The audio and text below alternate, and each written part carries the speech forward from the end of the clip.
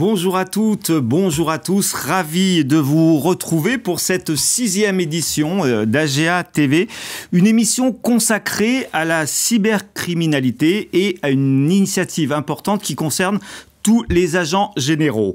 Alors, en 2019, l'ONU précisait qu'il y avait une cyberattaque toutes les 39 secondes dans le monde. En 2020, dans ce contexte effectivement de crise sanitaire, le nombre des cyberattaques a été multiplié par 4 selon l'ANSSI, l'Autorité nationale de la sécurité des systèmes d'information. Autre signe d'intensification de la menace cyber, la plateforme cybermalveillance.gouv.fr a enregistré une hausse de sa fréquentation de 155% en 2020. Ce sont plus de 10 000 entreprises qui sont venues y chercher de l'assistance à la suite d'une attaque. Dans ce contexte, même si le contexte est bien sûr, vous l'avez compris, mondialisé, il y a probablement une nécessaire sensibilisation de chacun, du pouvoir politique, on va le voir, des acteurs économiques et des acteurs de proximité dans nos communes, dans nos départements. Cybercriminalité, AGA, FFA et les autorités publiques se regroupent pour vous en dire plus, c'est le titre de ce plateau d'aujourd'hui. Vous allez donc découvrir cette initiative prise pour les agents généraux et nous avons le plaisir de recevoir sur ce plateau aujourd'hui Marc Boget. Bonjour. Bonjour. Bonjour mon général, vous êtes général de division, donc commandant de la gendarmerie dans le cyberespace. C'est tout à fait ça. À la direction générale de la gendarmerie nationale. Pascal Chaperon, bonjour. Bonjour Jean-Luc. Vous êtes président d'AGA. Lionel Corr, bonjour. Bonjour. Vous êtes sous-directeur des assurances à la Direction Générale du Trésor. Et enfin, nous avons le plaisir de recevoir Christophe Delcamp. Bonjour Christophe. Bonjour à tous et à toutes. Vous êtes directeur adjoint à la Direction des assurances de dommages et responsabilités à la FFA. Merci de votre présence, messieurs. Alors, le contexte a été un petit peu accéléré la dernière semaine. Le président de la République a pris la parole sur le sujet de la cybercriminalité. Il l'évoquait récemment d'ailleurs, un combat contre la cybercriminalité qui ne touche pas seulement les infrastructures les plus critiques, les institutions, mais également les très petites entreprises, les simples citoyens. Alors, contre ces délinquances numériques et le cybercrime, est-ce que la mobilisation est générale ? Tout d'abord, que pouvez-vous nous en dire de cette mobilisation ? Est-ce qu'elle est vraiment générale ou pas ? Alors, elle est vraiment générale. Peut-être juste avant, un chiffre que vous n'avez pas cité, mais qui donne toute l'importance du sujet. La cyberdélinquance par an, au plan international, c'est 1000 milliards de dollars. C'est 10 milliards à peu près en France. Ça vous donne l'étendue de la menace auquel nous devons faire face. Face à ça, la gendarmerie et le directeur général, Christian Rodriguez, qui très vite et très tôt a été convaincu que la menace cyber était vraiment là, prégnante, et que la prochaine crise sera une crise cyber, a souhaité créer donc le commandement de la gendarmerie dans le cyberespace, qui est le regroupement de l'ensemble des forces de gendarmerie sous un porte-étendard unique, et j'ai l'honneur d'être celui qui commande cette belle maison depuis le 1er août. En quelques chiffres, comme cyber, c'est quoi ? C'est 7000 cyber-enquêteurs répartis partout sur le territoire. 7000 7000. En métropole comme outre-mer. Et c'est ce qui fait la force de la gendarmerie, c'est cette allonge dans les territoires, que l'on combine avec une autre force qui est la capacité d'agréger ses moyens pour être capable de s'adapter à la menace. Enfin, quand Christian Rodriguez a créé ce comme cybergendre, puisque c'est son nom en raccourci, en abrégé, il lui a confié l'ensemble du champ de la partie prévention jusqu'à la partie répression, de façon à ce qu'il y ait des interactions permanentes entre l'ensemble des acteurs, signaux faibles remontant de la prévention, phénomènes particuliers détectés en enquête judiciaire et nécessitant une adaptation de la prévention. Donc un échange permanent. Et en mixant également à la fois les chasseurs, les pégistes, dans le langage policier, et puis les experts de haute technicité pour la partie technique. Les chasseurs de cyberhackers, je suppose, c'est bien cela ? Oui, c'est très clairement. D'accord. Des enquêteurs spécialisés. Des enquêteurs spécialisés sur les... Des enquêteurs spécialisés qui sont des enquêteurs chevronnés que l'on forme aux enquêtes sous pseudonyme. Il y a un certain nombre de techniques pour cela, pour aller chercher ces cyberdélinquants et les mettre en état de nuire. Donc je le disais, 7000, vous me disiez est-ce que la mobilisation est totale, je vous le confirme. puisque l'objectif, rien qu'en gendarmerie, c'est de passer à 10 000 l'année prochaine, 10 000 cyber-enquêteurs. Et tout ça sert de base à la création voulue par le ministre de l'Intérieur, qui a mandaté le directeur général de la gendarmerie début août, pour créer un service à compétence nationale, police-gendarmerie, rattaché au ComCyberGend, qui sera une structure mixte avec des policiers et des gendarmes, avec deux visions principales. La première, qui va être de donner une visibilité ministérielle de haut niveau, tout ce qui est état de la menace, formation de l'état à la crise, réflexion sur les acquisitions, etc., etc. Et l'autre, ça sera une capacité d'appui judiciaire, avec une capacité d'appui sur le très haut du spectre, soit en enquêteur, soit en expert technique, pour venir appuyer en co-saisine des directeurs d'enquête ou police ou gendarmerie. Bref, l'ensemble des acteurs sont tous mobilisés au niveau du ministère de l'Intérieur. C'est récent ce dispositif? Alors, juste en quelques le mots. ComCyber, 1er août, le SCN, les travaux ont commencé. On est en train de travailler avec nos collègues de la police nationale et de la préfecture de police pour mettre ça dans les rouages. D'accord. On a bien vu donc la mobilisation de la direction générale de la gendarmerie nationale. Lionel Corre, côté la direction générale du Trésor. Est-ce qu'il y a une mobilisation particulière sur ce risque? Oui, nous participons aussi de cette mobilisation. Le général Baugé a rappelé l'enjeu économique, des milliards pour la France. Ça veut dire concrètement, selon les études qui ont été faites par exemple par les risques managers d'entreprise, c'est que la moitié des entreprises françaises ont été ciblées l'an dernier. Et potentiellement, il y en a plus. Donc, toutes les entreprises et de toute taille sont concernées. Et pour nous, c'est d'abord, pour le ministère de l'économie, un enjeu de résilience des entreprises. Pour une TPE, une PME, ça peut être un enjeu de vie et de mort, les conséquences d'une attaque cyber. Et on est intéressé à un deuxième titre, et c'est celui sur lequel on travaille au Trésor, et en particulier au sein de mon équipe. Donc, nous sommes en charge de l'assurance. C'est le rôle que je peux jouer l'assurance pour contribuer à cette résilience. Sur le terrain, en sensibilisation, en portage de risque, en accompagnement en cas de sinistre. En évolution des compétences éventuellement. En évolution des compétences, on y reviendra. On y reviendra. Exactement. L'assurance cyber, ça existe, c'est déjà une réalité, mais c'est une réalité qui ne l'est pas encore pour beaucoup d'entreprises. Là encore, pour reprendre la dernière étude qui a été faite par les risques managers, on a à peu près la très grande majorité des grands groupes qui sont couverts, mais pas forcément beaucoup, finalement, en termes de montant et de ce que ça représente pour leur activité. Et alors, dès qu'on descend sur les ETI, très très majoritairement, elles ne sont pas couvertes, et les PME, pas du tout. Je ne parle même pas des TPE. Or, l'enjeu, il concerne, encore une fois, toutes les entreprises, et on l'a vu beaucoup, malheureusement, sur les phénomènes de rançon. On l'a vu, je parle au passé, mais on le voit malheureusement toujours au présent, sur les phénomènes de rançon sur toute entreprise, ça touche des PME, c'est des TPE qui sont donc pas du tout couverts. Et quelle que soit leur activité, d'ailleurs, en plus. Exactement, quelle que soit leur activité. Géographique. Il n'y a pas d'entreprise sensible, pas sensible. En fait, tout le monde, toutes les entreprises sont concernées. Et donc, l'un de nos enjeux, c'est, à partir du moment où on pense que l'assurance, qui est déjà une réalité, peut jouer un rôle et peut certainement jouer un rôle accru pour les entreprises, c'est comment on en fait plus une réalité. Pour nous, pouvoir public, c'est un enjeu. Et donc, on a lancé un groupe de travail qui associe les acteurs du monde économique, mais aussi nos collègues de l'ANSSI, typiquement, de cybermalveillance, bref, les pouvoirs publics en général, qui nous occupons de ces enjeux d'assurance pour essayer d'identifier les freins et les leviers pour le développer, à savoir travailler sur les garanties, travailler sur la maîtrise, la régulation de ce risque pour en développer les capacités. Quand on maîtrise mieux, quand on comprend mieux, quand on évalue mieux le risque, c'est plus facile d'avoir des capacités d'assurance. Ensuite, comment on se répartit le risque entre les entreprises, entre les assureurs, les réassureurs privés, les pouvoirs publics, le cas échéant, s'il y a de l'inassurable. Et si on ne le fait pas ex ante, parfois ça arrive ex post, donc autant essayer de l'anticiper. Et puis, les enjeux que vous avez cités, qu'on a commencé à évoquer, et je pense qu'on va évoquer plus largement autour de cette table aujourd'hui, c'est les enjeux de sensibilisation des entreprises, mais aussi des acteurs de l'assurance, dans toute la chaîne de l'assurance, pour justement accompagner les entreprises dans cette prise de conscience.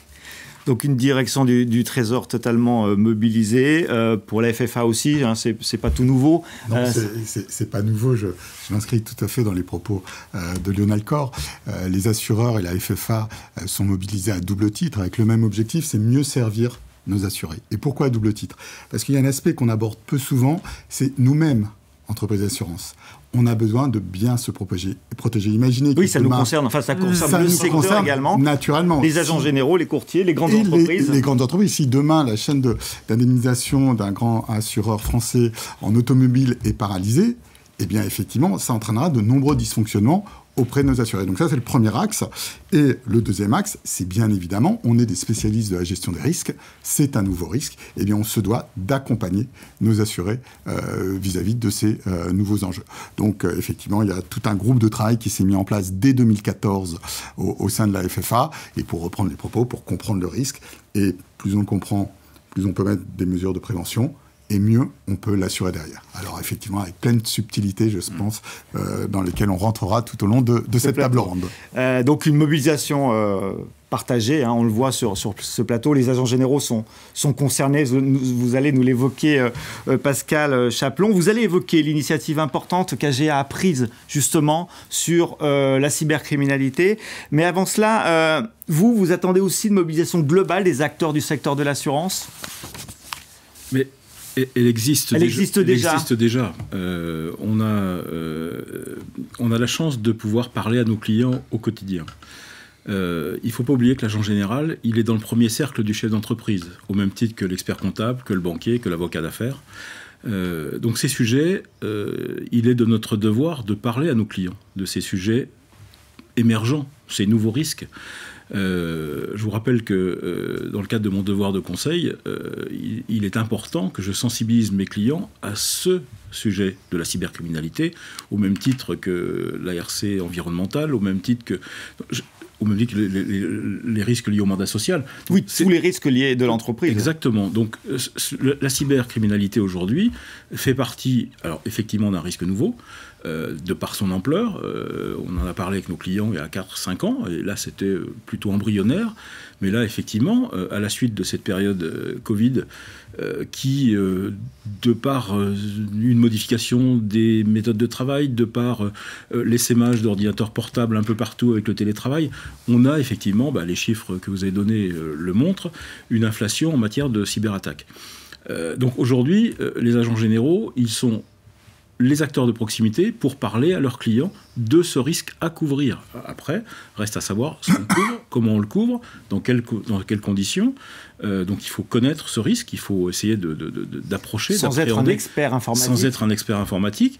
Mais la sensibilisation, il est important qu'on le fasse, d'où ce rapprochement qu'on a imaginé avec la gendarmerie et la FFA, qui sera l'objet de mes propos. On va vous en dire plus dans le courant de l'émission de cette initiative indispensable des trois acteurs ici présents. On peut parler concrètement des actions. Vous nous avez dressé un peu le panorama de la mobilisation de la gendarmerie nationale, Marc Boget. Est-ce qu'on peut parler des actions concrètes? Et puis, est-ce que vous pouvez nous initier à la typologie aussi des attaques? Est-ce qu'elles sont toutes homogènes? Est-ce qu'elles sont hétérogènes? Où ça se passe exactement? Qu'est-ce qu'on peut dire là-dessus? Alors, j'en ai parlé tout à l'heure. La gendarmerie, on œuvre à la fois sur le volet répression et sur le volet prévention. Pourquoi? Parce qu'en fait... Qu'est-ce que l'on peut constater en regardant la cyberdélinquance? C'est qu'en fait, elle tape sur tout le spectre. Je vais avoir des escroqueries très simples, du phishing relativement basique et sur lequel... On se fait passer pour une entreprise. On se fait passer pour une entreprise, on se fait passer pour un notaire et on échange le RIB pour que le virement n'a pas sur le bon compte, etc., etc., etc. Et tout ça, c'est ma foi assez simple techniquement, j'entends. Et c'est pour ça qu'on travaille sur le volet prévention, parce qu'il y a des gestes simples, on aura l'occasion d'y revenir. À l'inverse, on a sur le très haut du spectre des hackers très très chevronnés qui mettent à jour de nouvelles vulnérabilités, qui exploitent de nouvelles vulnérabilités, ce qu'on appelle les zero day, vulnérabilités qui ne sont encore pas découvertes. Et là, au contraire, il me faut des experts de très haut vol pour arriver à les bloquer et empêcher que telle ou telle grande société, parce qu'en général, c'est plutôt... Oui, ils s'attaquent à des comptes un peu importants pour que le montant de la rançon soit particulièrement important. Eh bien, il faut arriver à les bloquer. Mais à côté de ça, nous avons aussi toute une frange intermédiaire qui sont des hackers moins chevronnés, qui vont aller faire leurs courses, pardonnez-moi l'expression. Je vais aller acheter une vulnérabilité à quelqu'un qui me la vend. Je vais aller acheter à quelqu'un de la puissance de calcul pour injecter chez des clients, pour scanner les clients éventuellement vulnérables. je vais acheter chez quelqu'un la capacité de me blanchir l'argent. Et après, je vais utiliser cette puissance de calcul, scanner les entreprises, et je rejoins complètement M. Corr. Il n'y a pas de petites entreprises qui sont protégées parce qu'elles sont petites. En fait, les cyberdélinquants scannent toute une plage en permanence, et dès qu'il y a une vulnérabilité possible, ils rentrent. Et derrière, font leurs méfaits, récupèrent leurs bénéfices. Il faut avoir en tête que pour un rançon logiciel en français, un ransomware en anglais, le retour sur investissement pour un cyberdélinquant est estimé entre 200 et 500%. Entre le coût que ça y a généré et le retour de la rançon. Donc c'est plutôt extrêmement rentable, bénéfique. Si j'ai bien compris, voilà, je vous déconseille quand même de changer de métier. Ça peut être éventuellement un peu dangereux. Mais voilà, donc on a vraiment une cyberdélinquance qui n'est pas du tout homogène. On a l'ensemble de la strate qui est couverte, et c'est pour ça qu'il a semblé important de rassembler l'ensemble sous le même patron, de façon à ce qu'on puisse couvrir l'ensemble du champ, qui est en prévention, qui est en répression simple, qui est en répression plus compliquée, qui est en répression sur le très haut du spectre. Christophe Zelcan, vous pouvez compléter ce panorama effectué par le général ? Alors, je voudrais rebondir sur ce qui vient d'être dit, c'est que les grandes entreprises sont pareilles, on va dire, très schématiquement. Par contre, les TPE, non. Et on se rend compte que les attaques qui visent les grandes entreprises passent maintenant par leurs prestataires. Donc c'est bien ce tissu économique qu'il faut protéger de plus en plus, et les agents généraux, qui sont l'interlocuteur au quotidien de ce tissu économique, doivent être là pour faire passer la bonne parole auprès de ces acteurs. Donc ça, c'est en termes d'hétérogénéité des populations à toucher. Après, nous-mêmes, assureurs, on n'est pas des experts informaticiens, donc on va se reposer sur les experts, les ingénieurs préventionnistes qui vont nous apporter des compétences. Mais il y a un deuxième volet. Notre relation avec les assurés est basée sur un contrat. C'est une relation contractuelle, et il faut que les termes de ce contrat soient très clairs. Il faut que l'assureur sache très précisément ce qu'il assure, et l'assuré doit savoir aussi très précisément ce qu'il a acheté comme prestation. Et donc là, on se doit de travailler, et ce qu'on fait en interne, sur les définitions. Donc il faut qu'il y ait un caractère homogène, parce que effectivement, une définition concernant une attaque cyber, concernant le cyberterrorisme, concernant les atteintes aux données, eh bien, il faudrait qu'elle se rapproche le plus possible entre les différents contrats d'assurance, pour qu'effectivement, il y ait une clarté, puisque tout ce qui est clair est simple à comprendre, et plus ce qui est simple à comprendre, plus on se l'approprie, et on pourra mettre des mesures de prévention. Donc c'est là où on travaille, nous, de manière assez importante. Chaque compagnie d'assurance a bien évidemment sa propre politique de souscription, bien évidemment libre, mais qui est une démarche qui puisse être commune en faveur des assurés. Marc Boget, Christophe Zelcan vient d'évoquer le mot prévention, l'anticipation des risques. Est-ce qu'il y a des gestes barrières pour cette cyberdélinquance ordinaire ? J'ai l'impression que vous ne l'avez pas nommée, mais qu'elle est à peu près installée partout. Oui, il y a vraiment, et je pense que l'expression est très très bonne. Alors on parle aussi, vous allez voir aussi parler d'hygiène numérique, l'idée de ces gestes barrières, de ces mesures simples pour lesquelles notre seule difficulté, et on verra que les agents d'assurance sont un vecteur extrêmement important en la matière, c'est le nombre face auquel on doit faire de la prévention, mais il y a des gestes simples à appliquer, et c'est ce que je rentre dans la partie prévention. Derrière, M. Corr l'a dit, c'est pas... on peut intervenir à l'issue de l'incident. Oui, c'est préférable d'essayer de l'éviter. C'est d'essayer de travailler en amont, et donc d'anticiper. Et là, la gendarmerie s'est clairement mis en ordre de bataille vis-à-vis des acteurs économiques, vis-à-vis également des collectivités locales, qui ne sont pas au cœur du sujet des agents d'assurance, quoique. Pourquoi ? Parce que ce sont des cibles prioritaires pour moi, et qu'il faut impérativement qu'on peut aider, qu'on va aider à prendre conscience, qu'on va aider à formuler leur audit, leur première analyse, de façon à pouvoir les guider, de façon à travailler, par exemple, vous l'avez cité, avec cybermalveillance.gouv.fr, qui est un acteur majeur en termes de prévention, et avec lequel je travaille beaucoup. Il y a un site sur lequel il y a beaucoup de données, on peut peut-être insister dessus pour n'importe qui. C'est cybermalveillance.gouv.fr. Complètement. Et c'est clairement une structure de tout premier plan en termes de prévention, mais c'est également les associations d'élus qui peuvent aussi beaucoup. Et en gros, plus on aura une prise de conscience collective large, plus on arrivera à prévenir chez le plus grand nombre et à leur faire appliquer les gestes barrières de façon à augmenter le niveau de résilience globale. Alors, comme pour les gestes barrières que nous avons tous vécus, est-ce qu'on peut les rappeler? Parce que je crois qu'il faut faire œuvre de communication massive sur ce sujet. Ils sont relativement simples. Les mots de passe? Les mots de passe doivent être compliqués, ils doivent répondre à certaines règles, ils doivent être changés régulièrement, on ne stocke pas les mots de passe sur des post-it, on ne prend pas le nom de son chien ou de sa femme. Voilà, des trucs qui se trouvent très facilement. On ne donne pas son identité à quelqu'un d'autre. C'est pas bon non plus. Les données doivent être sauvegardées. Combien de fois nous avons des acteurs économiques qui, lorsqu'elles se retrouvent attaquées, n'ont aucune sauvegarde, n'ont absolument rien prévu et n'ont plus qu'à constater les dégâts. Voilà, il y a toute une... Sur les mails qu'on reçoit, il y a aussi de la vigilance à avoir, parce que là, il y a des intrusions majeures. Voilà. Et ne jamais répondre à un mail dont vous ne connaissez pas avec certitude. Si vous avez un doute, vous lui envoyez par ailleurs un mail pour lui dire « Est-ce que c'est bien vous qui cherchez à me contacter ?» Voilà, tout ça, la gendarmerie et demain les agents d'assurance, au plus près du terrain, vont pouvoir les rappeler aux acteurs, vont pouvoir les guider, les accompagner pour que, encore une fois, on fasse monter ce niveau de résilience globale.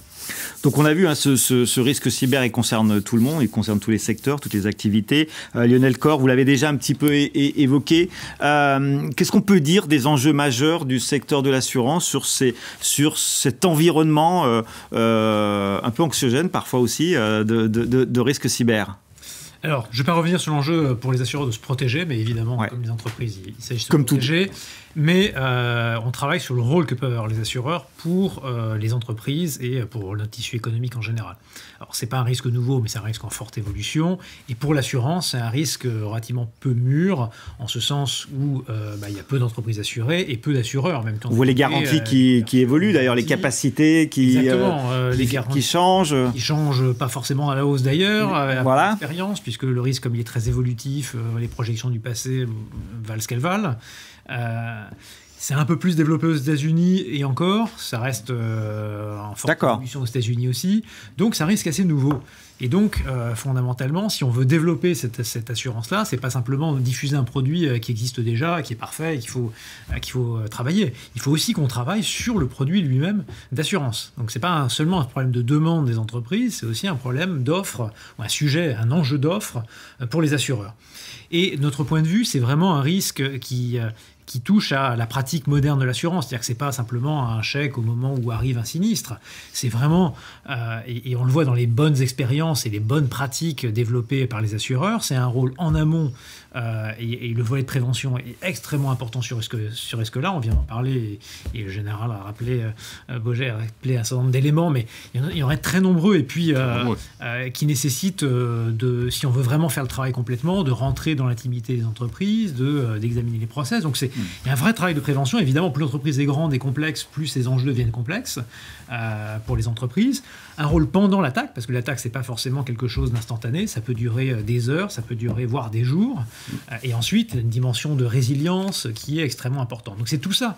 Il faut appréhender dans le champ sur lequel l'assurance peut avoir un rôle à jouer. Et l'assurance, c'est pas uniquement les assureurs, c'est les acteurs de terrain, c'est les agents, c'est des courtiers, c'est tous ceux. Les réassureurs Et c'est les réassureurs. Donc concrètement, nous on a identifié, pour répondre à votre question, 4 types d'enjeux pour essayer de traiter cette question-là. C'est comme ça qu'on a structuré la concertation nationale qu'on a lancée en juillet et qui va durer jusqu'en janvier prochain. Donc avec tous les acteurs, et puis aussi on a fait un appel à toutes les entreprises, tous les Français pour contribuer aussi à notre réflexion. Et on a structuré autour de 4 enjeux. Le premier, c'est celui des garanties. Quelles sont les garanties finalement qui sont vraiment utiles pour les entreprises? Nous ne voulons pas promouvoir des garanties qui sont vues comme secondaires pour les entreprises. Ou cosmétiques. Qui vraiment, qui soient vues comme cosmétiques ou qui soient cosmétiques. On veut que ce soit des choses qui soient vraiment utiles pour la résilience des entreprises. Ça nous amène à nous poser la question des rançons, par exemple. Dans quelle mesure les assureurs couvrent, qu'est-ce qu'ils peuvent couvrir en cas de rançon? Je pense qu'on traitera spécifiquement de cette question qui anime beaucoup de débats et c'est normal parce que c'est un vrai débat de société à avoir à cette occasion-là. Puis des garanties aussi qu'on voudrait plus voir, c'est-à-dire des garanties typiquement ce qu'on appelait les garanties silencieuses, c'est-à-dire des garanties je couvre tout. Donc une partie effectivement des conséquences. De facto du cyber, mais sans que l'entreprise d'assurance n'en ait forcément conscience et on sait. Ni l'assureur non plus peut-être aussi. On a vu dans le cas d'une autre d'un autre risque qui est la pandémie que quand il y a de l'incertitude sur les garanties, c'est pas forcément bon ni pour les entreprises ni pour les assureurs. Donc voilà, on a tout ce volet-là. On a le volet du portage de risque par les assureurs et pour leur maîtrise. On n'a aucune régulation spécifique ni au niveau français ni au niveau européen d'ailleurs sur le risque cyber. C'est pas une branche de l'assurance. Il n'y a pas de réglementation particulière. Il n'y a quasiment pas de réglementation particulière. Or, c'est un risque qui aujourd'hui c'est pas un risque majeur. C'est un risque majeur. Ça concerne tout le monde et il est assez spécifique quand même à bien des égards. Et donc se poser la question de savoir est-ce qu'il ne faut pas avoir des outils de régulation un peu plus spécifiques, un peu plus adaptés à ce risque-là. Derrière, l'enjeu, c'est celui que j'évoquais précédemment, c'est la capacité des assureurs à porter ce risque. Plus les choses sont claires, plus ce risque il est maîtrisé. Ça nous amène aussi au sujet de la data. Comment on fait en sorte qu'on puisse avoir suffisamment de data parce que historiquement, les entreprises sont très discrètes quand elles sont attaquées. Il faut mieux essayer de ne pas en parler. Le problème, c'est que quand on n'en parle pas, on ne se fait pas aider. Quand on n'en parle pas, on n'a pas les données. Et quand on n'a pas les données, derrière, on n'a pas de recul. Et si on n'a pas de recul, on a du mal pour un assureur à estimer le risque et finalement à offrir des capacités et un prix décent. Donc il y a toute une chaîne sur laquelle on veut travailler et vraisemblablement on n'y travaillera pas qu'au niveau français, il faut aussi qu'on y travaille au niveau européen, partenaires internationaux et notamment européens. C'est vrai aussi du premier risque d'ailleurs, on y reviendra sur les rançons, c'est bien d'y penser à plusieurs. Troisième grand sujet, celui du portage de risque, parce que les assureurs ont un rôle à jouer, mais vous l'avez dit, les réassureurs vraisemblablement aussi, privés, des outils nouveaux de réassurance aussi, de marché peut-être. Les entreprises, elles doivent garder du risque, parce que les entreprises ont le sentiment qu'elles n'ont plus de risque. Oui, il ne faut pas transférer 100%. C'est pas ça, c'est pas ce qu'on fait en assurance généralement, c'est un partage de risque. Il n'y a pas de raison que ça soit le cas également ici. Il garde un petit peu de risque. Et puis nous, on est interpellés, les pouvoirs publics, est-ce qu'il n'y a pas de l'inassurable sur du risque un peu majeur lorsque tout un secteur de l'économie est attaqué? En tout cas, c'est des débats qui ne sont pas qu'en France. On a même des procès aux États-Unis sur cette question-là. Donc en tout cas, il faut qu'on se la pose. Quelle va être la réponse de l'État derrière? Ça, je ne m'engagerai pas à ce stade. En tout cas, la question est posée. Et puis le dernier enjeu, c'est l'enjeu de la mobilisation de tout l'écosystème. Donc là, on revient notamment sur les sujets de demande, parce que si les entreprises n'ont pas conscience du risque, elles ne vont pas s'assurer, etc. Et puis, comment on se prépare tous collectivement à accompagner les entreprises. Ça veut dire des enjeux, d'une part, de sensibilisation, de formation d'acteurs de l'assurance qui vont de la distribution, le conseil, les assureurs eux-mêmes, dans des services qui ont contact avec le client, mais aussi dans les services de gestion. Et là, c'est pas pour en faire des spécialistes du cyber, mais il faut déjà avoir en tête les enjeux pour avoir une chance de pouvoir conseiller l'entreprise, pour avoir une chance de pouvoir l'accompagner.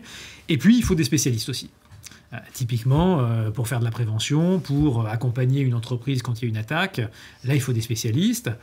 Si demain, on atteint notre objectif, c'est-à-dire que les entreprises se couvrent massivement, font le travail de prévention, est-ce qu'on aura les ingénieurs, les compétences qui vont avec, effectivement, c'est parce que le risque, c'est que si à un moment on arrive soit on est un frein finalement parce qu'on n'a plus les compétences pour développer cette assurance-là, soit ça se fasse ailleurs, avec des plateformes à l'étranger et autres qui posent d'autres sujets à la fois en termes économiques et puis en termes de sécurité aussi.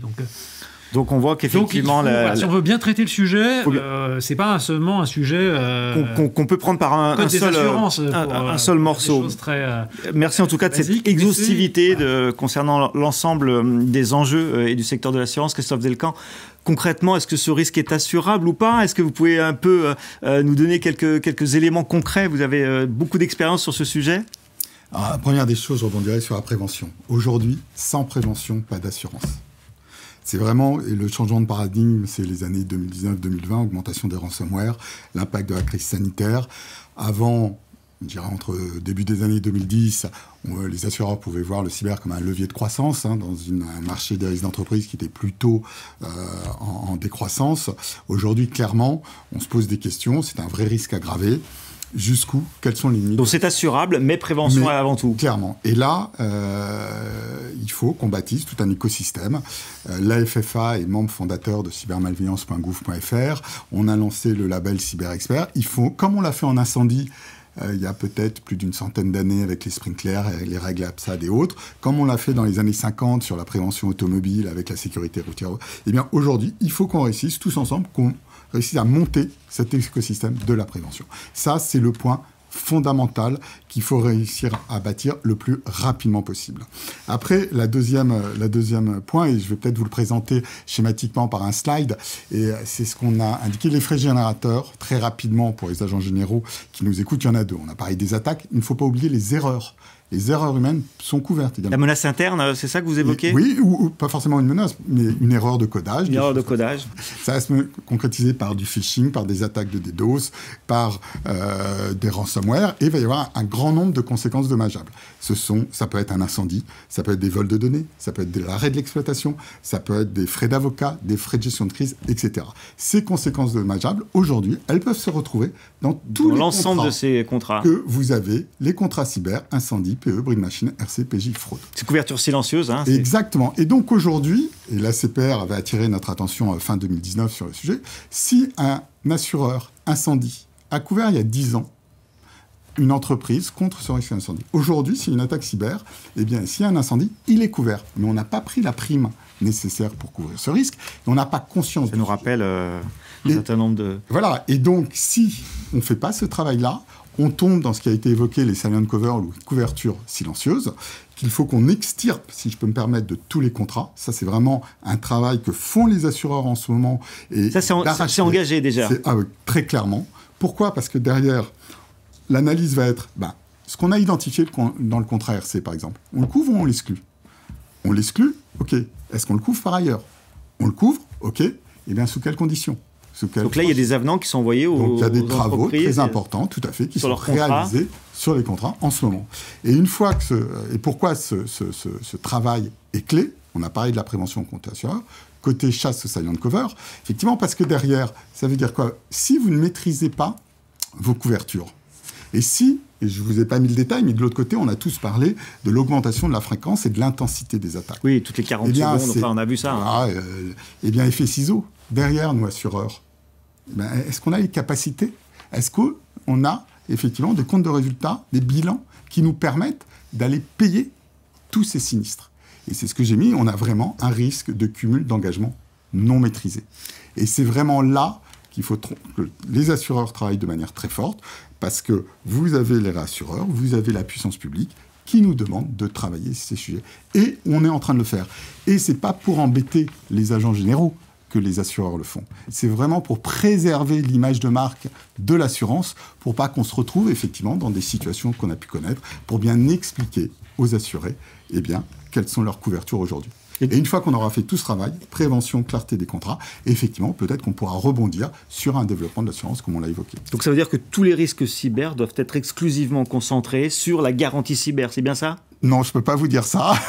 Ça va être peut-être une des conclusions, je ne sais pas, des groupes de travail évoqués par Lionel Corr. Simplement, il faut qu'on fasse ce travail de cartographie et de savoir comment on le traite. Après, effectivement, une fois qu'on aura fait ce travail, on pourra se dire... On pourra être plus serein sur l'analyse et sur l'offre. Est-ce qu'il va y avoir des freins qui peuvent se substituer et générer des problèmes ou pas sur l'offre en général ? Alors, les freins, côté assureur, je viens de vous les expliquer, c'est la maîtrise des engagements.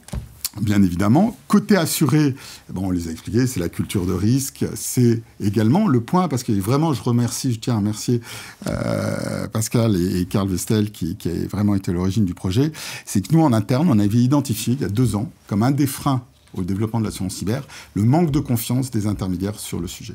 Et là, on est clairement dans notre cœur de métier pour accompagner les agents généraux, les principaux distributeurs de l'assurance auprès des TPE-PME, pour monter en compétences. Donc ça, on espère qu'il sera levé sous peu. Les mesures de prévention, je les ai évoquées également très rapidement.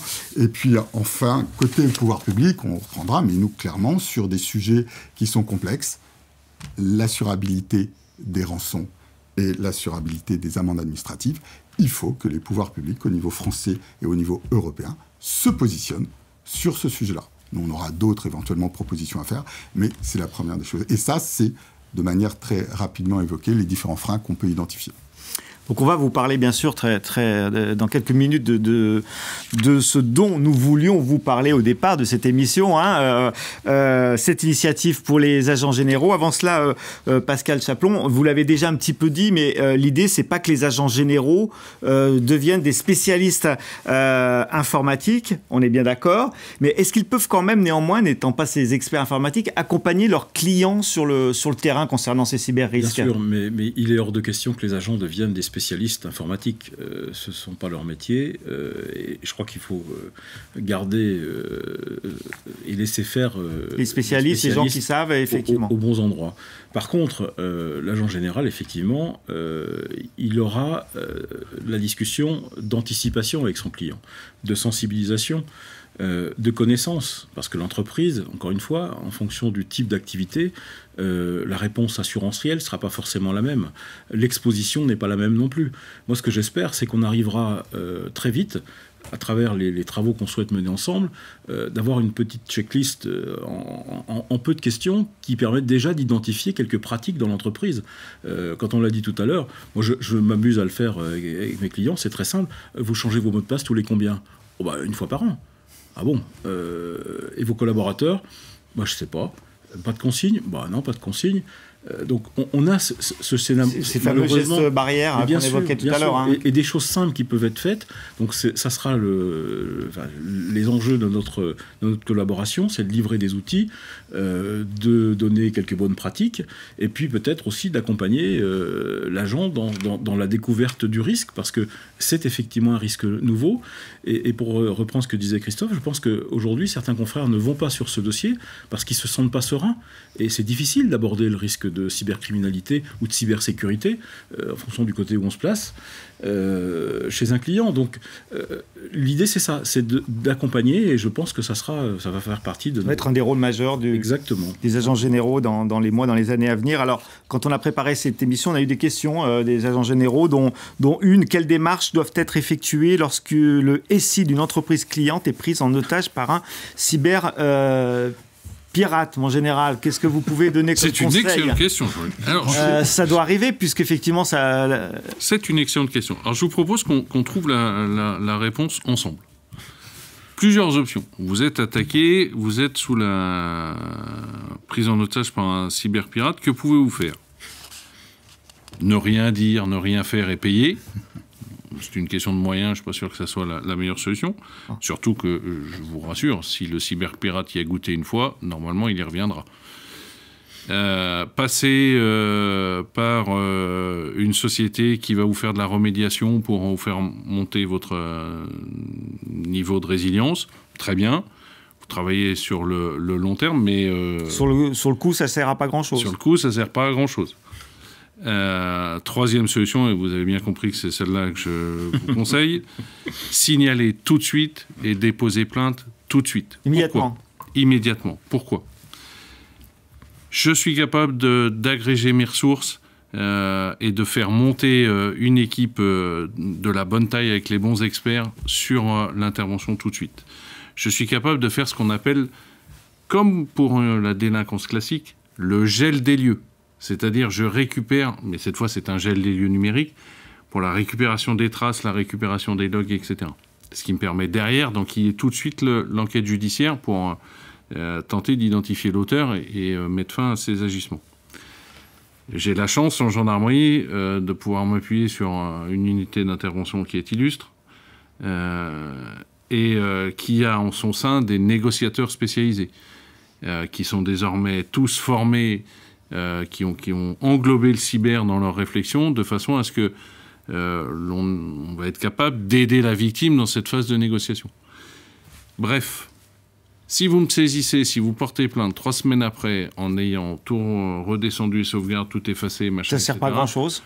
Je suis poli, je vais prendre votre plainte. Ouais, ça va être diablement en termes d'efficacité, ça va être diablement compliqué pour trouver quelque chose. Si maintenant vous me saisissez tout de suite, ça me permet tout de suite de monter, d'enquiller la phase judiciaire, de sauvegarder toutes les données. Monsieur Corr en a parlé tout à l'heure. et tout de suite de commencer le travail judiciaire. C'est évidemment cette troisième option qui... Donc on appelle la gendarmerie la plus proche, c'est ça? N'importe où. Vous pouvez appeler, taper à la porte de la gendarmerie de vos résidences. Vous pouvez, pour ceux qui sont plus à l'aise avec le vecteur numérique, vous avez magendarmerie.fr. Vous avez des officiers de police judiciaire H24, 7 jours sur 7, 365 jours par an, qui sont là, qui vous répondent, qui vous réorientent, qui prennent les premiers éléments, etc. Et qui vous orienteront en fonction du niveau de l'attaque. Tout à fait. Que ce soit par le numérique, que ce soit en physique, vous avez quelqu'un qui prend votre plainte et qui tout de suite, en interne, parce que c'est l'avantage d'être militaire, les directives sont un peu claires, tout de suite fait remonter et tout de suite on agit. Alors, mon général, le dépôt de plainte numérique est possible en ligne? Alors, non, le dépôt de plainte numérique n'est pas encore possible. Ça viendra. Il y a de très gros travaux police-gendarmerie sur le coup pour le coup. Mais clairement, avant le dépôt de plainte, ne cherchez même pas à vous poser la question. Voyez la gendarmerie, contactez la gendarmerie. Derrière, nous, on prend la suite. On se déplace, on fait agir les experts, on vous prend la plainte et on commence tout de suite la procédure judiciaire. D'accord. Donc on commence tout de suite, c'est le message clé. C'est mon credo. Voilà. Donc, je rappelle juste... À bon entendeur, Pascal Chaplon, on va enfin en parler de cette initiative prise pour les agents généraux d'assurance. Hein. On a dressé un petit peu, vous avez dressé le contexte, la mobilisation générale que vous traduisez par des choses très concrètes, hein, très efficientes. Alors, donc Pascal Chaplon... Un partenariat avec AGA, bien sûr, avec la Fédération française de l'assurance, avec, nous l'avons compris, la gendarmerie nationale. Pourquoi, Pascal Chaplon, avoir travaillé à ce partenariat? Et puis vous allez nous dire un petit peu ce qui est à l'intérieur. Alors, avant de passer au pourquoi, on peut initier le comment. Je crois qu'on vient de faire un constat important. Aujourd'hui, nos entreprises sont en risque, les clients sont en risque. Il était important que la fédération, aujourd'hui, se saisisse de ce nouveau risque. La fédération, aujourd'hui, elle doit être également source de propositions et force de propositions auprès de nos adhérents. On a eu la chance de rencontrer le général Xavier Guimard par le biais d'un confrère qui le connaissait très bien, et on a échangé sur ce sujet. À partir de là, nous avons lancé une mission au sein de notre fédération, et je remercie... Karl Vestel qui a piloté ce travail dans le détail, avec une analyse des forces en présence, une analyse des offres, une analyse des solutions d'assurance, une analyse du comportement des différentes compagnies, une analyse du comportement des différents agents généraux qui peuvent être acteurs sur ce marché. Et là, on s'est rapproché tout naturellement de la direction de la gendarmerie nationale pour pouvoir essayer de construire ce partenariat et d'instaurer dans le temps un certain nombre de missions qu'on va se donner. On s'est rapproché bien sûr de la FFA puisqu'il y a des solutions aujourd'hui qui avaient été évoquées. Christophe l'a dit, il y a des préoccupations en matière de garantie, en matière de type de contrat. Et puis nous avons eu l'occasion d'en parler avec Lionel il y a peu de temps, puisque un groupe de travail existe au sein de la direction générale du Trésor et nous allons d'ailleurs activement participer à ce groupe de travail. On participe activement à ce groupe de travail. Pour venir au pourquoi, tout simplement parce que je pense que la fédération aujourd'hui, elle doit être facilitatrice d'un certain nombre de choses. Elle doit accompagner ses adhérents. Et sur ce sujet, on a une volonté d'être au plus près de notre métier, mais au plus près également des risques qui peuvent être des risques qui vont apparaître au fur et à mesure du temps. Vous savez, je crois qu'on a vécu un moment difficile avec le risque pandémique. On a vu qu'il y avait un peu de flottement en matière d'assurance. On ne veut pas le reproduire dans le risque cyber, parce que ce risque cyber peut être au moins aussi grave que le risque pandémique, voire plus, parce que les conséquences financières peuvent être dramatiques. Les agents généraux, aujourd'hui, vendent de la perte d'exploitation suite à un incendie à un client. Il est coupable de ne pas se préoccuper de ce risque cyber. Les conséquences du risque cyber dans une entreprise peuvent être beaucoup plus graves. D'un point de vue financier, économique. Bien sûr, voire conduire à la disparition de l'entreprise. Et puis je vous rappelle également qu'on a aussi une règle liée à RGPD de diffusion des informations, quand on a subi une cyberattaque. Enfin, il y a un environnement qui aujourd'hui nous a conduit à nous positionner sur ce sujet pour aller essayer de mettre en place ce partenariat qui, on peut effectivement l'annoncer en avant-première à nos auditeurs et aux agents généraux qui nous écoutent, qu'il sera signé d'ici la fin du mois. Tout à fait officiellement. Donc la fin du mois de septembre. Juste un petit complément, Pascal Chaplon, toutes les compagnies ont des garanties des produits de risque cyber ? Alors toutes les compagnies n'ont pas forcément une garantie cyber. Alors il y a des compagnies qui ont des garanties par inclusion. Donc, d'accord, c'est ça plus compliqué nécessite, c'est un petit peu plus compliqué. Le contrat cyber identifié en disant c'est un contrat qui ne couvre que la garantie cyber, toutes les compagnies n'en sont pas équipées aujourd'hui. Par contre, on a des compagnies qui ont, sur des multirisques professionnels par exemple, ont mis des garanties par inclusion. Alors, c'est un morceau de garantie, c'est pas complètement une garantie. Il faut qu'on soit prudent sur ça parce que il faut pas donner l'illusion au client qu'il est assuré pour une. Alors, encore une fois, c'est bien parce que ça permet d'échanger avec le client sur cette garantie qui est au contrat. Mais il faut vite faire autre chose parce que cette garantie est totalement insuffisante. Donc vos propos signalent qu'il est urgent en fait de se former à ce type de menaces et de risques. Il faut se former, il ne faut pas hésiter à aborder le sujet avec nos clients, il faut aller visiter les risques, il faut rencontrer les responsables informatiques dans les entreprises. Encore une fois, ce risque, il n'est pas plus difficile à souscrire que de souscrire un risque industriel en incendie. Il est simplement nouveau. Il est par nature un petit peu plus complexe parce que c'est un ennemi invisible. Donc on a un peu de mal à cerner. Derrière, le montant de la garantie est difficile à identifier, à garantir. Quelle est la valeur de garantie que je donne à mon client ? Il fait 30 millions de chiffre d'affaires, il fait 500 000 euros de chiffre d'affaires. Qu'est-ce que je lui donne comme garantie proportionnellement ?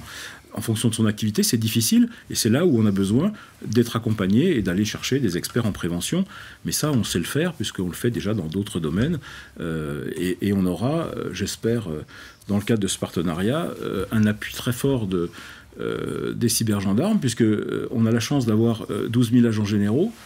7 000. Voilà. Donc, 7 et 12, 19. Si à 19 000, on n'arrive pas à parler à nos clients du risque cyber, c'est qu'on n'est pas bon. Donc c'est ça l'essence du partenariat. Donc c'est une montée en compétence Absolument. Des agents, une sensibilisation et une montée en compétence des agents généraux sur le sujet qui concerne leurs clients, la cybercriminalité. Oui, j'insiste. Et puis c'est un dispositif d'accompagnement, c'est ça ? Absolument. C'est un sujet sur lequel on va pouvoir aller au plus proche de nos confrères et de nos clients chez l'entreprise. Ça sera intéressant de pouvoir rencontrer des clients également ou parler d'expérience avec eux parce que pour certains, ils ont déjà mis en place des choses qui sont en matière de prévention, tout simple. Comment je pilote mon système informatique, comment je pilote ma prévention informatique. On a envie d'entendre des clients parler, mais on a aussi envie d'entendre ceux qui traquent les malfaiteurs et savoir aussi comment ça s'est passé et avoir quelques exemples qui peuvent être intéressants qu'on pourra répercuter à nos clients en disant attention, sur ce point-là, il y a sensibilité. Alors, nos agents généraux sont toujours très concrets dans leurs questions quand on a préparé l'émission. Alors, ils nous demandent s'il y a une demande de rançon, que doit faire l'entreprise ? On l'a un petit peu évoqué tout à l'heure, mais quelle est la position des compagnies sur ce sujet ? Qui veut répondre ? Qui se lance ? Je ne parlerai pas pour les compagnies. Bien sûr, mais sur la première partie... Je ne parlerai pas pour le trésor non plus. Voilà. Pour la première partie de la question... Déjà, on ne le répétera jamais assez, mais portez plainte. Portez plainte. Mais qu'est-ce qu'on... Oui, on va le redire, on porte plainte. On paye ou on ne paye pas et ensuite, on contacte son assureur. Parce que, ou son agent général, parce qu'il y a des garanties d'assurance et qui ne sont pas forcément le paiement de la rançon. Tout à fait, c'est important. Et Christophe Delcan complétera là-dessus.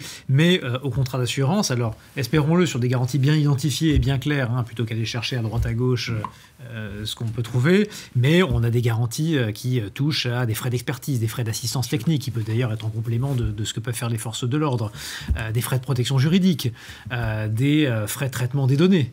Les sujets de données sont clés bien souvent dans ces attaques. Des frais de traitement de la restauration, donc là on est déjà un petit peu dans la remédiation, bref. Ouais. Donc il y a beaucoup quand même de garanties qui peuvent jouer à ce moment-là.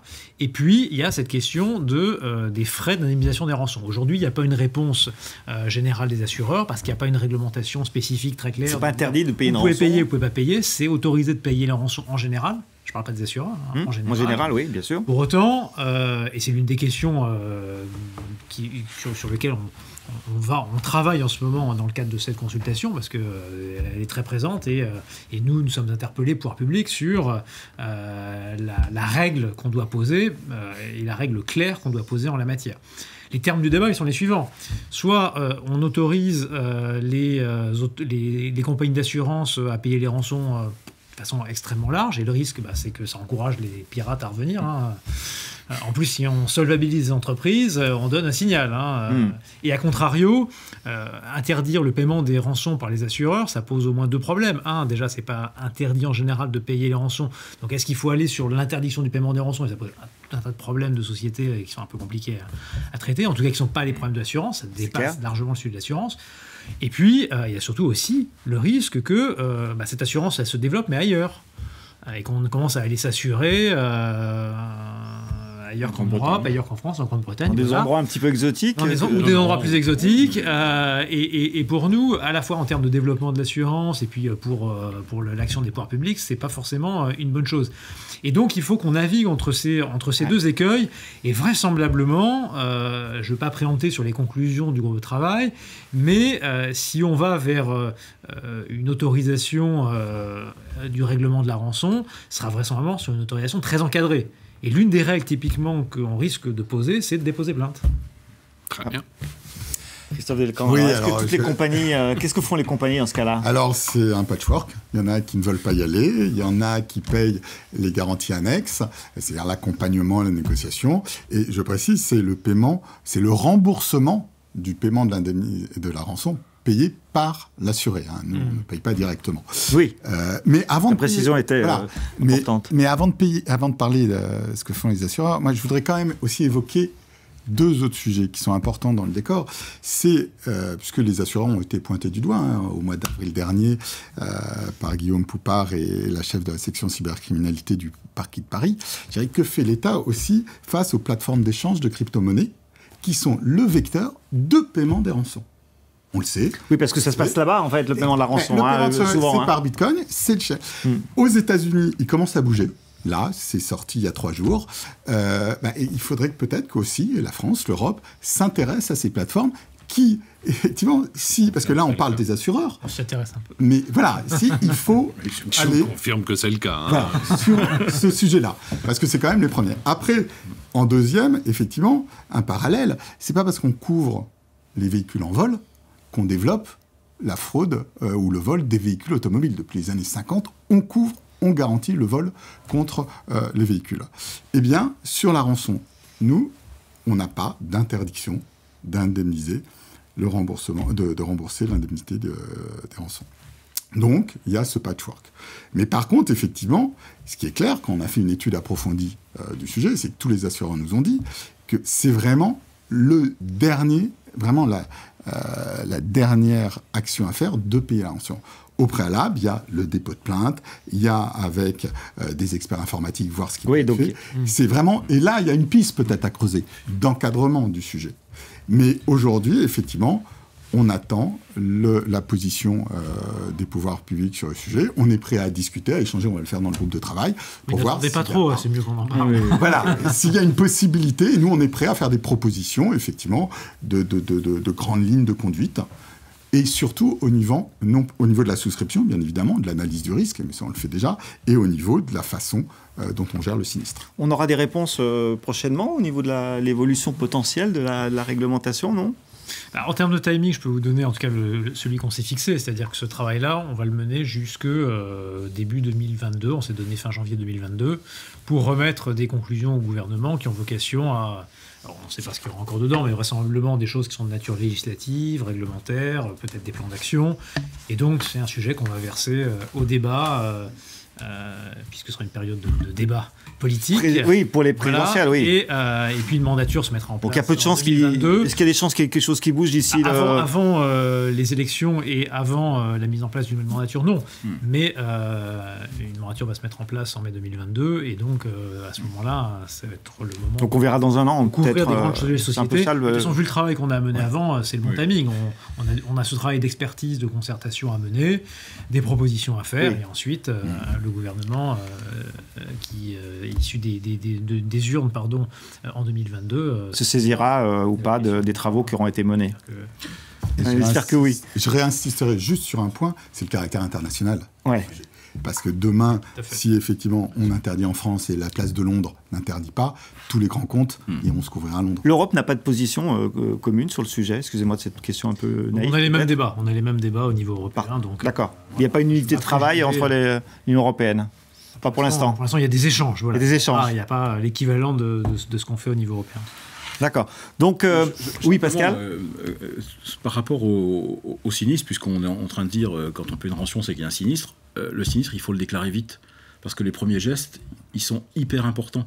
Et ce dépôt de plainte fait qu'on va mettre en place ces premiers gestes très vite. C'est-à-dire que très souvent, quand on va arriver à entrer dans le système dès lors qu'il y a une piraterie quelconque, on peut arriver à bloquer des choses, c'est-à-dire qu'on va limiter la fuite. Et ça, je crois que les premiers instants sont cruciaux dans l'analyse de ce sinistre. Et pour revenir au sujet de la rançon, on sait déjà assurer des garanties complexes avec une vérification en amont du risque. C'est-à-dire qu'aujourd'hui, il n'est pas question d'assurer tout et n'importe quoi. Par contre, de donner effectivement un cadre à la garantie en disant je connais l'entreprise, j'ai fait un audit, j'ai fait de la prévention, j'ai demandé une mise en place d'un certain nombre de choses. En incendie aujourd'hui, on sait faire vérifier l'installation électrique, on sait faire vérifier les extincteurs, on sait faire vérifier les robinets armés, on sait faire de la thermographie infrarouge. C'est ce qui conditionne la garantie. Donc je pense qu'on est capable aujourd'hui, avec un certain nombre de règles préalables, de quantifier et d'identifier le risque assurable que peut être la rançon. Effectivement, je crois qu'il ne faut pas que ce soit la fraude du trône. Il faut qu'on soit un peu plus sérieux que ça. Mais le risque, effectivement, c'est qu'aujourd'hui, on va retirer la garantie rançon des contrats français et puis on va les souscrire auprès d'une compagnie anglaise qui le donne sans limite et même sans prévention d'ailleurs. Enfin, ça, c'est un autre sujet. C'est très clair. Alors, il nous reste 10 minutes pour terminer ce plateau. Donc, les agents généraux ont eu l'information en exclusivité de ce partenariat entre AGA, la FFA et la gendarmerie nationale. En quelques mots, est-ce que vous pouvez nous dire, Marc Boget, c'est quoi le bénéfice pour votre institution de ce type de partenariat ? On croit le discerner, mais si vous pouviez le rappeler. C'est très simple, il tient dans 3 chiffres, 12 plus 7 égale 19. C'est plus on est nombreux, plus on est fort. Plus on est nombreux, plus j'ai de relais de mon action en termes de prévention. Pascal l'a dit, l'agent d'assurance est dans le premier cercle du chef d'entreprise, c'est une de mes cibles prioritaires en termes de prévention, même que les collectivités locales, j'en ai parlé. Plus l'information pourra passer, plus ils pourront se prémunir en amont, et moins nous aurons d'attaques désastreuses à constater, puisque le principe... c'est un maillage. Dans la cyber comme ailleurs, vous montez le niveau de complexité pour le cyberdélinquant. Le cyberdélinquant, comme le cambrioleur, va taper... Il va changer de porte, en fait. Il va changer de porte, de quartier. C'est plus simple. D'accord.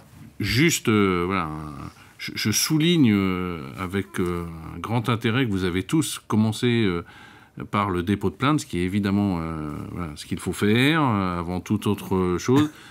Il faut essayer de le marteler aux agents d'assurance qui nous entendent, puisque très souvent, il y a plein de choses qui sont faites avant et le dépôt de plainte arrive 15 jours après. Vous avez compris que ce n'est pas du tout le même effet.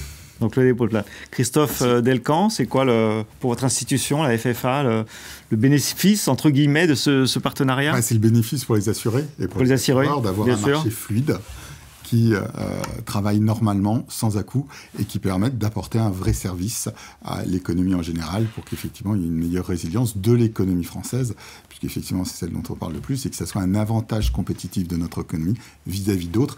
Et je tiens aussi à saluer, on n'a pas assez fait, l'ANSSI, qui est quand même le fer de lance et qui est vraiment par rapport à toutes les autres autorités nationales, et je pense une des meilleures. Et grâce à elle, on a vraiment 2 ou 3 coups d'avance par rapport à nos compétiteurs économiques.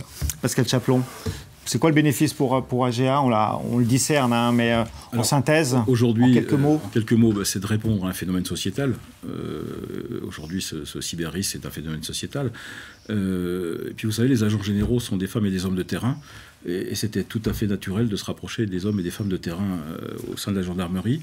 On se doit de travailler à la protection et à la préservation de l'activité de nos clients. Au même titre qu'on le fait en IRD, il faut le faire aussi sur ces risques cyber.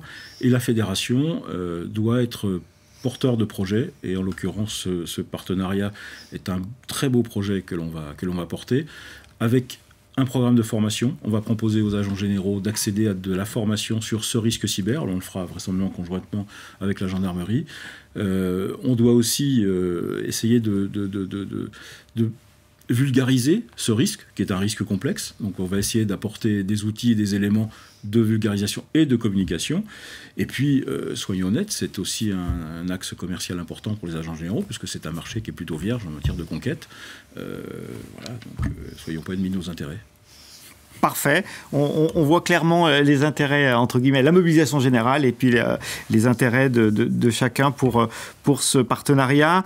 Il est temps de conclure, messieurs. On va essayer de se projeter. Alors, on l'a un petit peu esquissé avec Lionel Cor tout à l'heure, mais on va essayer de se projeter sur cette cybercriminalité, ces cyber-risques, ou en tout cas sur les travaux que vous menez. Comment peut-on se projeter dans le temps? Lionel Cor, vous l'avez déjà un petit peu évoqué, il ne se passera pas grand-chose. Il y a une mobilisation, il y a des travaux, il y a des ateliers, mais concrètement, il n'y aura pas d'évolution de la réglementation avant le changement, l'évolution des présidentielles de mai 2022, c'est ça? Oui, mais c'est pas pour ça qu'il va rien se passer. C'est maintenant qu'il faut travailler, c'est maintenant qu'il faut contribuer. Typiquement, ce partenariat, on le salue parce que il participe de cette mobilisation, et la mobilisation, il ne faut pas attendre mai 2022. Donc il y a une mobilisation des acteurs. Parce que les pirates, ils n'attendent pas mai 2022. Ils sont en travail. Donc nous, il faut qu'on travaille, il faut qu'on se mobilise, et il faut le faire sans attendre. Et typiquement, c'est important que les acteurs de terrain de l'assurance se mobilisent, et on y est particulièrement sensible parce que les agents généraux sont très implantés typiquement auprès de nos PME, de nos TPE sur le terrain. On cite un chiffre, sur les 140 000 PME qui font entre 10 et 15 millions de chiffres d'affaires, il y en a 362 qui sont assurés. Donc autant dire que la pente, le levier il est important, et donc on compte sur vous, et ça pour le coup, voilà, il ne faut pas qu'on attende mai 2022. Voilà. Après, pour nos travaux et l'évolution de la réglementation, c'était ça dont je voulais parler. Ce sera pas avant l'été 2022. Nos conclusions, je l'ai dit, je le rappelle, donc on a vocation à les rendre en janvier. Pour des conclusions en janvier, ça veut dire que les idées, il faut qu'elles arrivent maintenant. Donc je renouvelle notre appel à idées, à contribution. De la part notamment des entreprises qui ont vécu, qui sont sensibilisés, qui sont plus ou moins spécialistes de ce risque, de contribuer à nos travaux. Donc une forte mobilisation, Christophe Delcamp, c'est quoi les prochaines étapes également? Déjà, la prochaine étape, et ça, je parle aux agents généraux, c'est vrai que le renouvellement au 1er janvier au 31 décembre est clé pour les agents qui sont sur le marché des risques d'entreprise. Et comme vous l'avez constaté, après 7 heures de débat, on est en plein travail. Ces travaux n'aboutiront pas pour le 31 décembre, donc il peut y avoir des politiques parfois erratiques ou de certaines compagnies, mais c'est pour mieux se préparer et pour mieux rebondir sur 2022. Donc clairement, on travaille. Il peut y avoir des choses par la législation, par la réglementation, par du soft... Par la mobilisation. Par des partenariats. Des partenariats. Donc voilà, on est en ordre de marche, et il faut qu'on ait une visibilité avec nos amis réassureurs sur le sujet en 2022. En général, c'est quoi votre projection dans le temps par rapport à... Très clairement, je ne vais pas attendre 2022, n'étant pas soumis à quoi que ce soit de ce côté-là. Moi, la gendarmerie, on est déjà en ordre de marche. Les travaux ont déjà commencé. Les 7 000 dont vous parliez, ils sont là. Ils sont déjà là. Des hommes et des femmes répartis partout sur le territoire. Les travaux avec la sphère assurance a déjà commencé. Pascal et Christophe étaient là pour en témoigner. Et très clairement, l'objectif, et je martèle le message, mais parce que c'est important, en cas d'incident, frappez à la porte d'une gendarmerie, tapez magendarmerie.fr, peu importe quel que soit le vecteur. Même s'il n'y a pas encore le dépôt de plainte numérique, mais ça va venir. Ne vous inquiétez pas. Il faut y aller. Et puis ce n'est pas une condition sine qua non. C'est une condition sine qua non, c'est qu'on puisse intervenir au plus vite. Et ce partenariat avec les assureurs, moi j'y crois beaucoup. Parce que voilà, c'est une façon de démultiplier l'action et de relayer, de sensibiliser vos clients, vous agents d'assurance, qui sont aussi massifs prioritaires des acteurs économiques. Prévention, intervention rapide, hein, c'était, je crois, deux mots-clés. Mobilisation aussi des acteurs économiques et du tissu. Pascal Chaplon, pour conclure sur cette belle initiative et sur ce sujet. J'espère qu'il y en aura d'autres. Je crois que c'est un exemple typique pour répondre au plus proche du terrain, au plus proche des attentes de nos adhérents. Ce partenariat, c'est un exemple flagrant. On a eu l'occasion la semaine dernière de présenter ce projet à des agents généraux lors d'une réunion en Nouvelle-Aquitaine. Cette semaine, on a déjà des demandes d'agents généraux en disant où est-ce qu'on peut s'inscrire à une formation sur ce sujet. Donc ça veut dire quelque part... Ça c'est du concret au moins. Hein, c'est concret. On est effectivement... Coup, alors, un peu pris de court, parce que la formation n'est pas prête, mais ça va accélérer. Et je passe un message aux collaborateurs de la fédération, il va falloir qu'on accélère sur ce domaine. Mais sur ce point, on a réellement répondu à une attente et on va combler un vide dans les agences générales sur un sujet où on sent que les agents sentent qu'il y a nécessité, qu'il y a urgence, mais n'ont pas forcément les arguments, les outils mis à disposition par les compagnies mandantes pour aller répondre à ce qu'attendra ce client qui lui aussi est demandeur et pose des questions. Et notre rôle, c'est justement d'amalgamer tout ce type de réponse, d'apporter la formation aux agents généraux nécessaires, de les rendre plus à l'aise sur ce marché. Mais je crains que malheureusement, on ait d'autres sujets à aborder, parce que les phénomènes sociétaux, on en aura d'autres. On est dans un monde d'immédiateté, donc tout ce qui est immédiat est souvent un peu difficile à contrôler. Et voilà, donc je crois qu'on est dans notre rôle d'accompagnement de nos adhérents, et je remercie très très sincèrement la gendarmerie d'avoir accepté ce partenariat. La FFA bien sûr, mais la FFA on est habitué déjà à travailler ensemble, moins avec la gendarmerie. Merci pour votre collaboration. Plaisir, c'est partagé. Et c'est un beau partenariat qu'on va faire vivre, et on vous rendra compte d'ailleurs de son utilisation, puisque c'est important aussi de dire quand ça marche et quand ça marche pas. Donc ben voilà, merci messieurs d'avoir participé à ce plateau pour les agents généraux. Merci pour cette mobilisation. Nous allons nous séparer. Nous nous retrouvons quant à nous pour le prochain AGA TV le mois prochain, vous le savez, courant octobre. Voilà, à très bientôt.